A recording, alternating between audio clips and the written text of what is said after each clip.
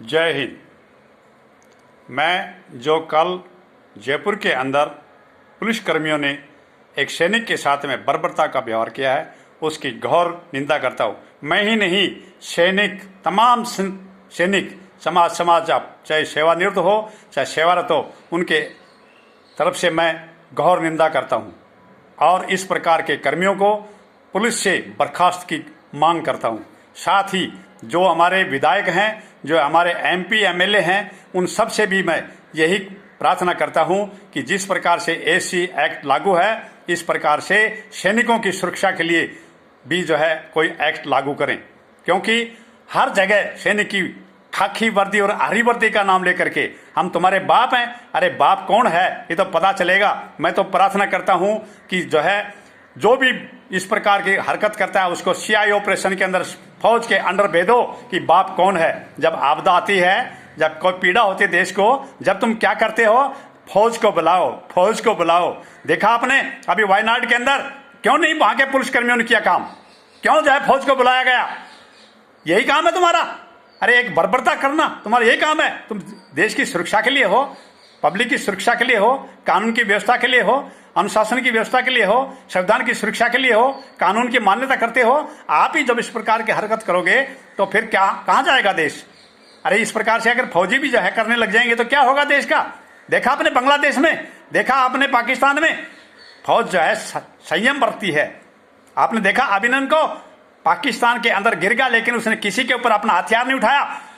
उसने देश की आन बान शान के लिए फौजी वर्दी के ऊपर दाग ना लगे कि निहत्थे आदमियों पर एक फौजी ने हथियार उठाया। वो भी वहां पर हथियार उठा सकता था, पिस्टल था उसके पास में भी, लेकिन उसने संयम बरता और देश के लिए, कानून के लिए अपने कागजों को खा गया, सिक्योरिटी को खा गया, और तुम हमारे को खा रहे हो। धिक्कार है तुम्हारे वर्दी के ऊपर, इस प्रकार से वर्दी पहनते हो।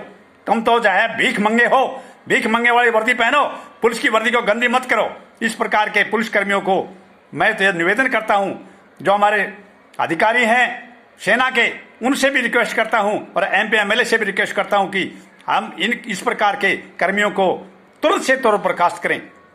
इसको कोई हक नहीं है, कोई हक नहीं है इनको पुलिस के अंदर नौकरी करने का, क्योंकि ये जो है नौकरी करने लायक नहीं। इस प्रकार के जो कानून व्यवस्था को खराब कर रहे हैं, अरे क्यों गुंडों को पकड़ो, बदमाशों को पकड़ो, तुम्हारा काम है।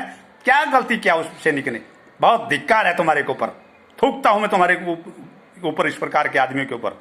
और कल कर्नल साहब ने, राजवर्धन साहब ने जो काम किया, मैं सैल्यूट करता हूं साहब को कि आपने वर्दी के ऊपर घमंड किया है और एक फौजी के होने के नाते आपने अपना फौज सैनिक धर्म बनवाया। हम पहले, पूरा देश का आदमी सैनिक है, पूरा देश का आदमी सैनिक है, पूरा देश का आदमी, और एक दूसरे की इज्जत नहीं करेंगे तो हमारा क्या होगा देश का? सोचा कभी किसी ने?